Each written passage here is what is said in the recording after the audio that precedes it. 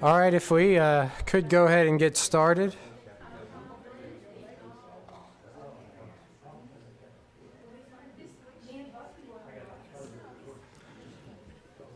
Okay, just a few review questions. What two kings had united, and we're in Isaiah chapter 7 for context, which two kings united against the Judah? We'll say Judah. Rezin and Pekah. And they united against Judah. Who was the king of Judah at that time? Ahaz. Ahaz, perfect. And what was the reaction of the house of Ahaz? Fear. Fear came upon them. And we'll just go ahead and read verses 1 and 2 of chapter 7. And it came to pass in the days of Ahaz, the son of Jotham, the son of Uzziah, king of Judah, that Rezin, king of Syria, and Pekah, the son of Remaliah, king of Israel, went up toward Jerusalem to war against it, but could not prevail against it.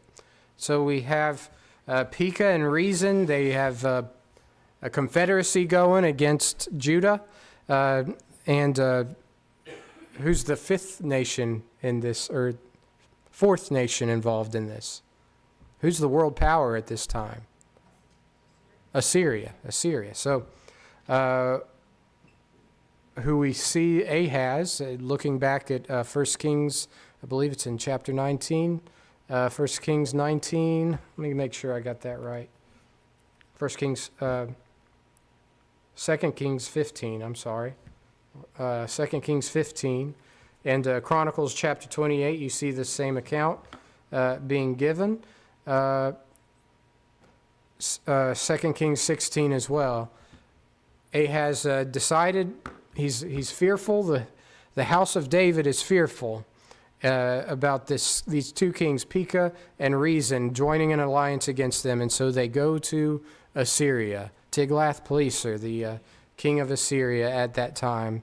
And what did they find themselves? What situation did Ahaz and Judah find themselves in after this? With Assyria. What was their relationship with Assyria? Paying tribute. They were essentially a vassal state to them. And so that's where we are before. So the calamity awaiting Ahaz is where we're at in chapter 7. Next we'll look at the sign of the Maker, Maher Shalal Hashbaz, in chapter 8. The birth and the rule of the Messiah in chapter 9, verses 1 through 7. And then verses 8 through 10, 8 through chapter 9, verse 8 through chapter 10, verse 4. We'll see the prophecy against Israel, see the prophecy concerning God's use of Assyria, chapter 10, verses 5 through 34, and then we see a song of praise to God in chapter 12, verses 1 through 6. I'm going to try to make the rest of these one Wednesday night each. So the calamity of Ahaz, this is last week's review questions. So our memory work, does anybody remember the reference? Isaiah 8:20. Yeah. So 8:20, to the law and to the testimony. If they speak not according to this word, it is because there is no light in them. I meant to highlight these. Just pretend they're highlighted. To the law, to the testimony. If they speak not according to this word. So we're looking at that preposition to and seeing what he's talking about here. To the law and to the testimony. When you talk about his word, what's included in that word? The law and the testimony. What's the law? That's rules we got to live by, isn't it? It's things we're supposed to do, instructions that we are to follow through with. The law, and what's a testimony? Testimony. It's an account, right? What's a witness testimony? A witness giving his testimony in court. He's saying, I saw them do this. I saw Professor Peacock with the monkey wrench in the library, right? That's he's giving his testimony. He saw this occur. And so what do we have when we open up the Bible? We have the law, we have instructions for living, instructions on how to be saved, and then we also have testimony, right?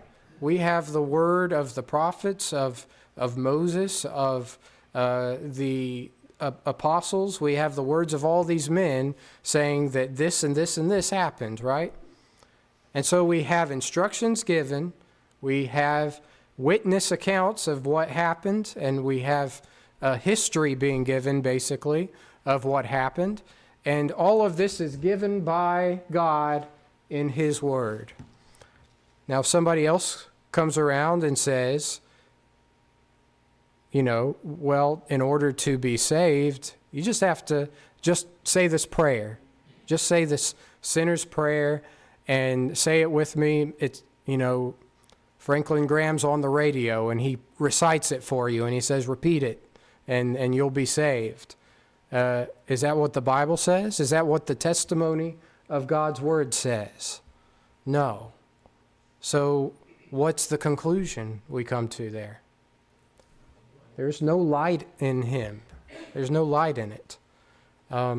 If one comes up and says, we've been talking a lot about the day-age theory, that the one day in Genesis chapter 1 is millions and millions of years, somehow between from the sun up to sundown, for the morning and the evening were millions and millions of years. If somebody says that, is that according to the testimony? No. And we could go on and on. So it's pretty easy to understand that, isn't it? There's instructions for living. There's an account of what happened. And if somebody steps up and says that it's not, they contradict the law, the instruction. If they contradict the testimony, the account of all, the biblical account, then there's no light in them, is it?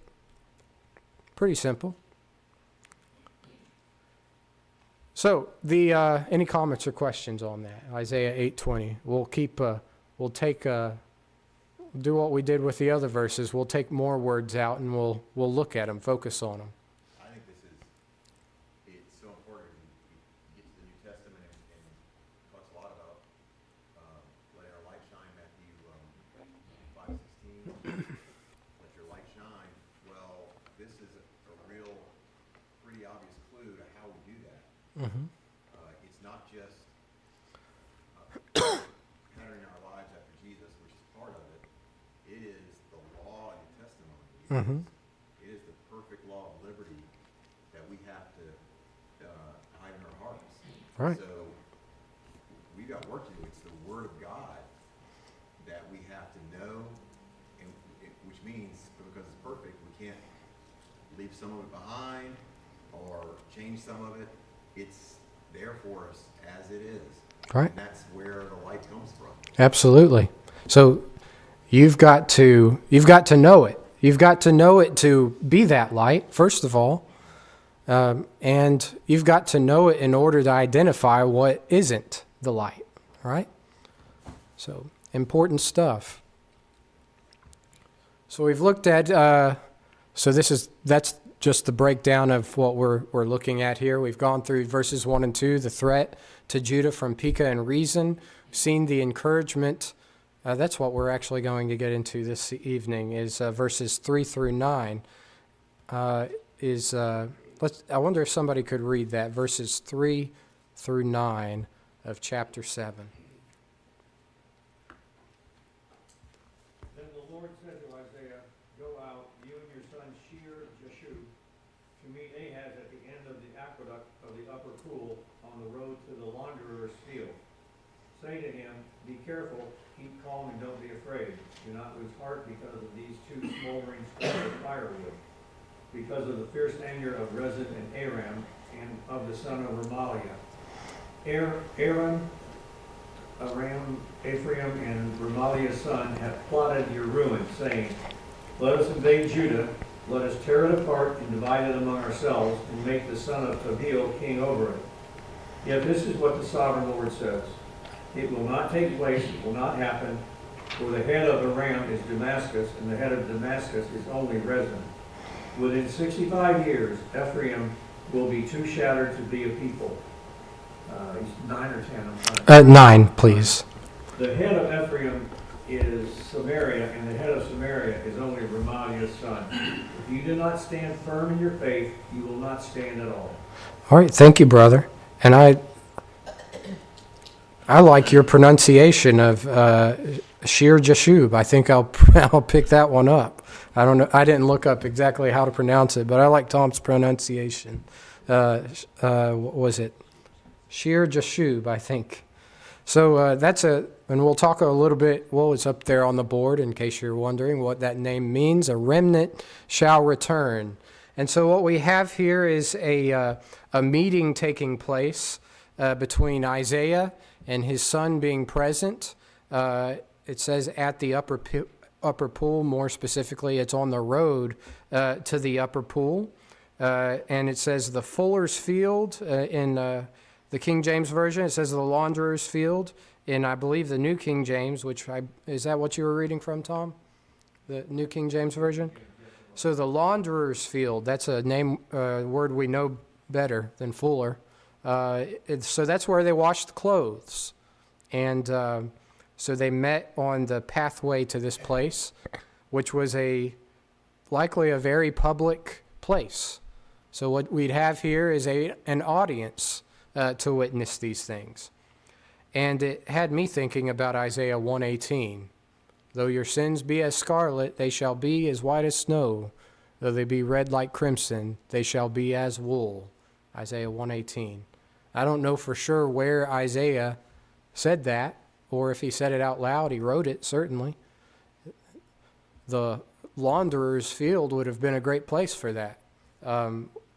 There he has a visual illustration being given before all the people. This stain you're having such a hard time getting out. You could just see them struggling, trying to get those stains out of that clothing. The most stained your soul can be, it can be cleansed, Isaiah says in Isaiah 1:18. And so that just found that interesting. So the name of Isaiah's son, Shir Jashub, means a remnant shall return.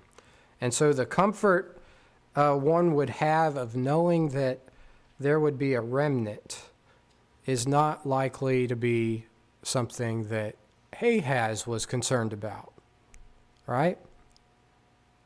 A remnant shall return. What was Ahaz concerned for in chapter 7 so far that we've seen? He's got this alliance of Pekah and Rezin, and they're threatening what? They're threatening his throne, right? Is that what you said? They're threatening the throne, and they're threatening the nation of Judah, right? They're threatening their autonomy and their existence, you could say. Is that right?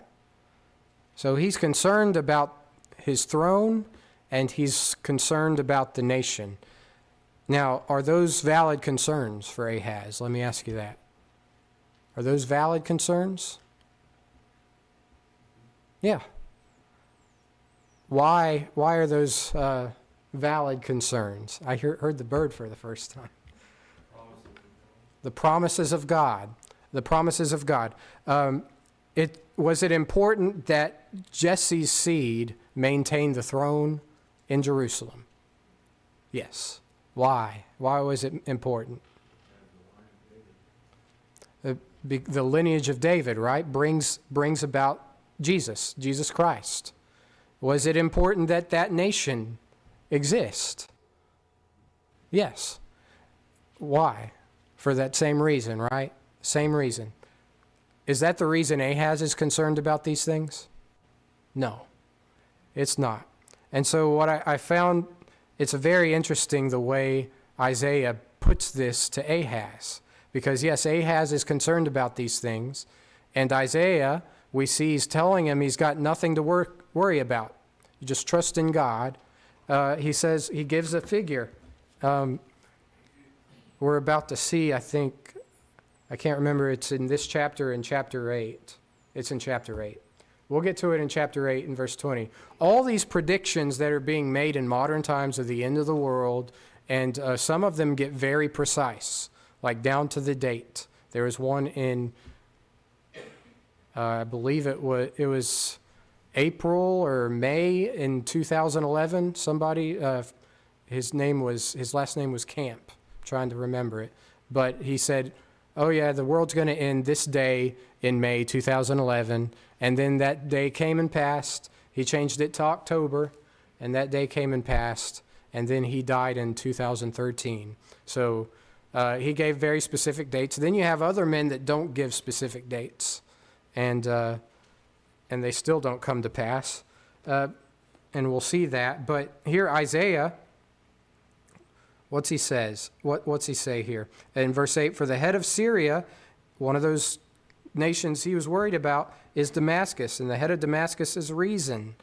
And within 65 years shall Ephraim be broken, it shall not be a people. So he's got nothing to worry about there, Isaiah is telling him, and he's giving him a very specific figure there. That's what, 65 years, right? So there's a reason for Ahaz to be concerned about these things, but the reason is not why Ahaz is concerned about them. He's concerned about the right things for the wrong reason, right? He's concerned about reason for the wrong reason, right? So this news of a future remnant we're seeing in Shir Jashub's name, why would it be of comfort to anyone in 8th century BC Judah? It would be of concern to those with spiritual concerns, right? So, because they're concerned about their reconciliation to God. First of all, they're concerned about the coming of the Messiah, and because they're concerned about his coming, they're concerned about what? Two things: his throne and the nation, right? The vehicles to bring us to Christ. So, one with a worldly mindset is not going to be concerned with those things.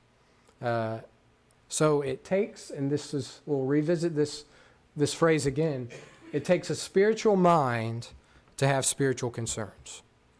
You can be concerned about the right things for the wrong reasons, as Ahaz was, and we'll see just how his concerns fall out in chapter 7 and the rest of it. But it takes a spiritual mind, of which Ahaz did not have, in order to have spiritual concerns. The things that Isaiah brings up to Ahaz might seem off topic, and they might have seemed off topic to Ahaz, but they weren't. Because Ahaz didn't have a spiritual mind. If he were spiritually minded, then the things Isaiah is saying would have relieved his concern. Does that make sense to everybody? Is everybody following that? All right, so let's look at just a few passages here. The spiritual concerns of Old Testament heroes. Somebody get for me Genesis 22:18, please. We'll see what Abraham's concern was.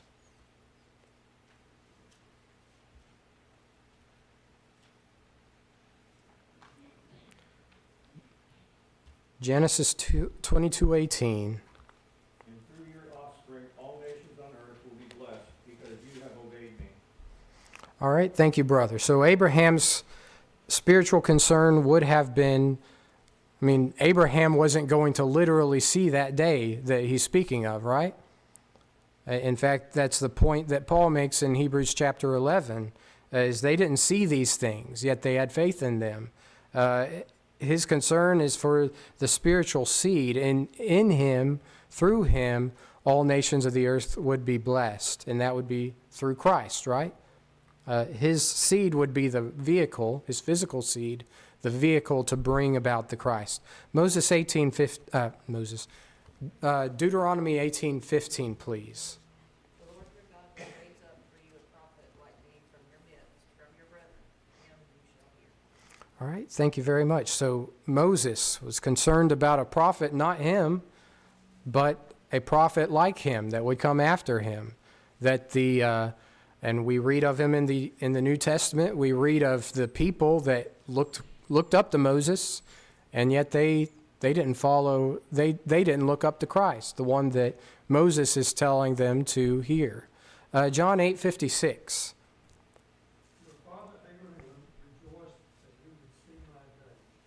He saw it and was glad. All right, so that wasn't David, but that was Abraham. That still goes to my point there.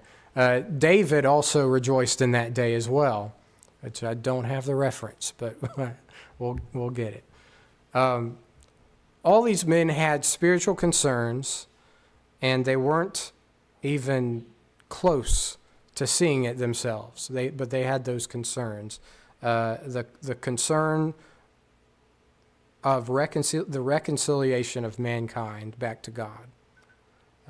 So Ahaz could have had that concern, but he did not. So the elements of the message here are in verse 9 here.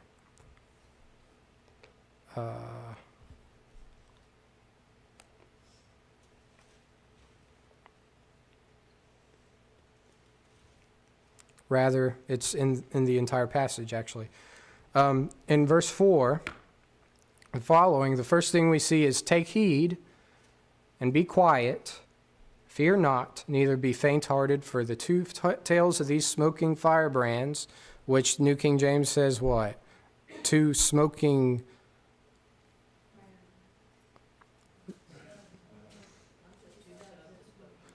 Two stubs of smoking firebrands.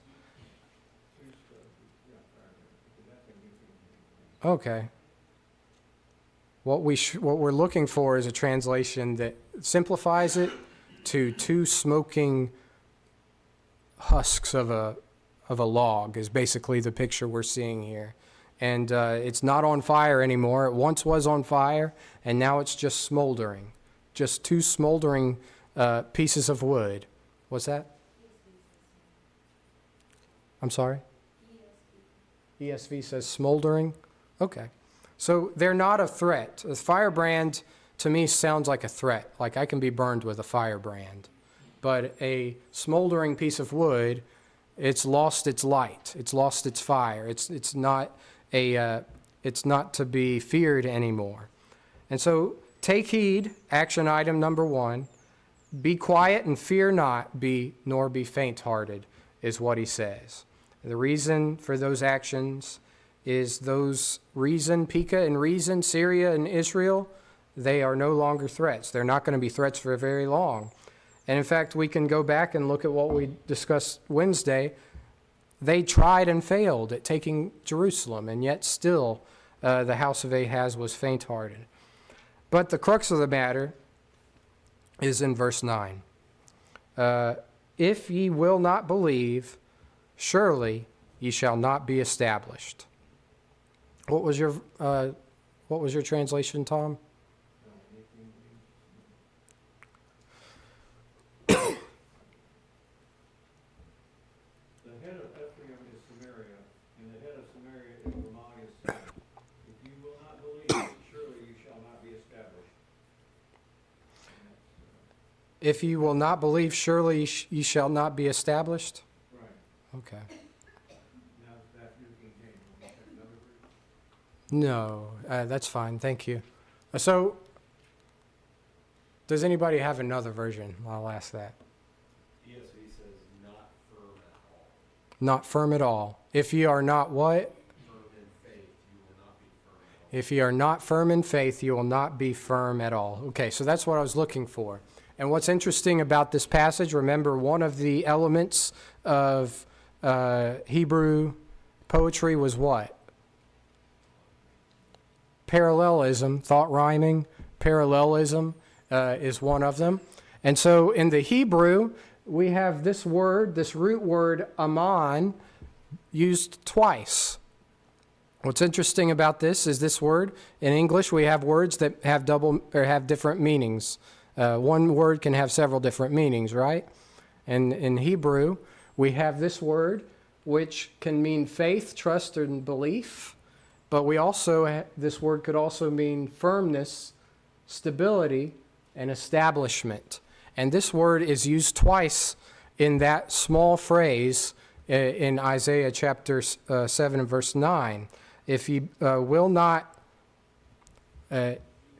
imlo ta amenu, if you do not believe, then, and we'll talk about that then, ki lo te amenu, you will not be established. So that root word is used twice, and both meanings are used.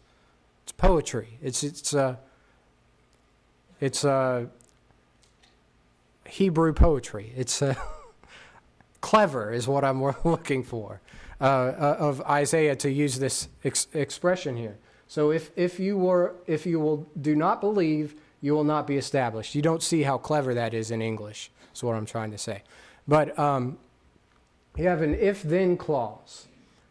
If you do not believe, you will not be established. You will not be firm. You will not have the firmness and stability that you seek.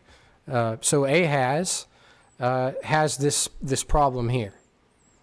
He does not have that faith and trust in God. And who does he end up trusting in? Instead, he ends up trusting in Assyria. And I think Sean brought up trusting in chariots, the various points in the Old Testament where man trusting in chariots is brought up. He's trusting in the might of men rather than trusting in the might of God. And you can fear chariots or you can trust them. And Ahaz is both fearing the power of Syria and Israel, and he's also trusting the power of Assyria. So he's making a mistake all around here. So everybody see that conditional relationship and how Ahaz is failing it here. All right, so any comments or questions up to there? I think we all struggle to be Ahaz in this chapter because he knows why he should trust. He knows why he should care about the throne. And he knows why he should care about the nation. Mm-hmm. And God is telling him that's going to be taken care of. But we are a people that operate out of sight, out of mind. I mean, Mm-hmm. it's right in our face. It's really hard for us to look away, which again, we walk by faith, not by sight.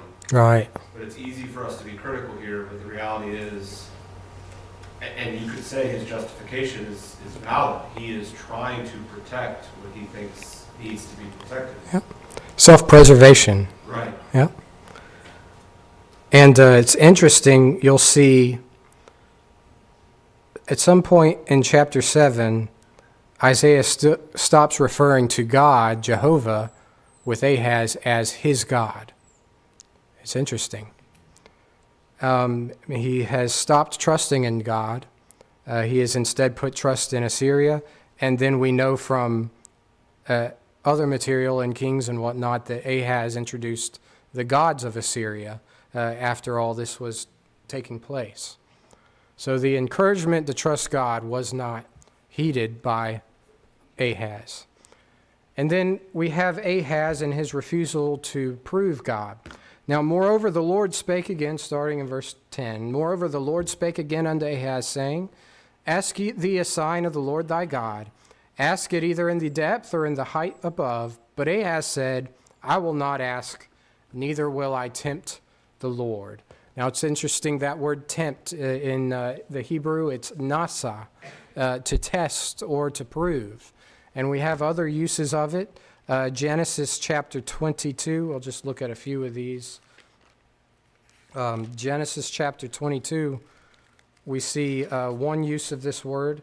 In verse 1, it came to pass after these things that God did tempt Abraham and said unto him, Abraham, and he said, Behold, here I am. What was God doing with Abraham when he sent him up on the mountain to sacrifice Isaac? He was testing him, right? He was proving him. He was proving, he would prove in Abraham's mind who he was, his willingness to obey God. And then we look over at 1 Samuel 1 Samuel in chapter 17, this same word is used in 17 verse 39. And David girded his sword upon his armor, and he essayed to go, for he had not proved it. There's that where that word's used. He had not proved his armor. And David said unto Saul, I cannot go with these, for I have not proved them. I haven't tested them, he says. And David put them off him. So this word nasa, to test or to prove. Now Ahaz, here he's saying, I will not prove God. I will not ask God of these signs. And we'll see, and we know from the New Testament, when a mind's made up, a mind is made up, whether there's signs or not. The atheist famously says, if God exists, let him strike me dead. That asks for a sign when we know it'd be too late at that point. But, they always ask for signs. Let him prove himself. Well, we know from history that when man receives signs, it's not guaranteed he's going to believe. Just after they'd been fed, I believe this is after the healing of the deaf man in Matthew chapter 12, verse 38. Then certain of the scribes and of the Pharisees answered, saying, Master, we would seek a sign from thee. But he answered and said unto them, An evil and adulterous generation seeketh after a sign, and there shall be no sign given to it, but the sign of the prophet Jonas. And we know that's not good. So Ahaz is having trouble with belief. He's having trouble with his trust in God.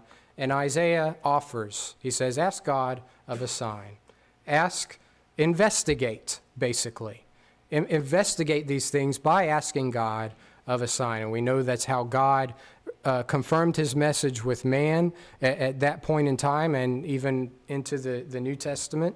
Of course, now we, according to 1 Corinthians 13, those days are over. But Isaiah is asking him to seek confirmation that God, his message is from God, and that his message can be trusted. Ahaz's refusal there is, I will not tempt God. We have a lot of people that, and I'll close with this, a lot of people disbelieve today that do not seek answers. They'll say, for instance, I don't believe, the Bible was written by men a long, long time ago, and so many years have passed, and translations have occurred, and I can't trust it anymore because somebody corrupted it, right? The Bible, the allegation that the Bible's been corrupted, how many of those people have actually investigated, done the investigation for themselves? Has the Bible been corrupted? Zero. Probably most, if not all of them, have not investigated their claims that the Bible's been corrupted.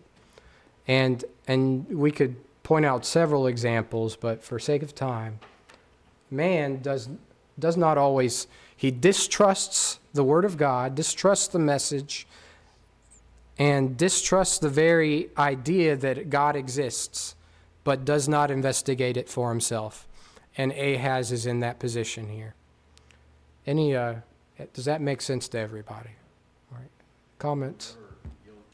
Unfortunately, if you don't do that, you'll never be able to see what God is doing for us. Like through this is God patiently educating man on the baseline of our biggest problem as human beings, to see spiritual value over physical value. So, because you can look at this and what we just talked about, and the line you had up here, which is a spiritual mind, something.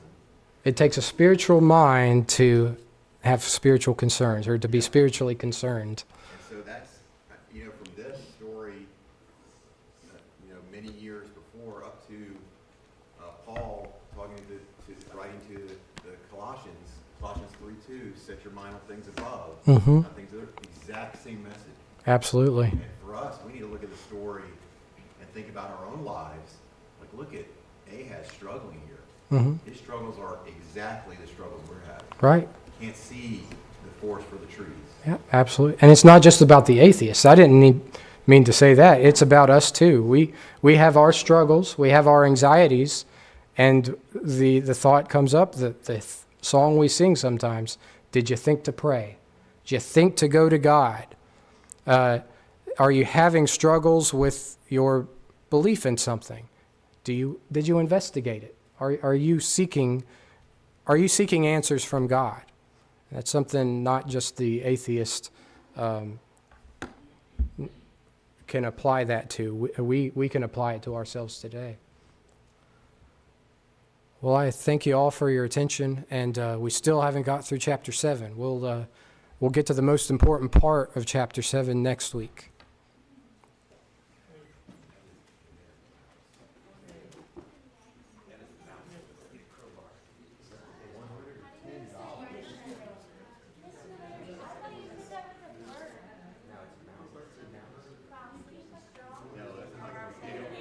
Gail would never do that.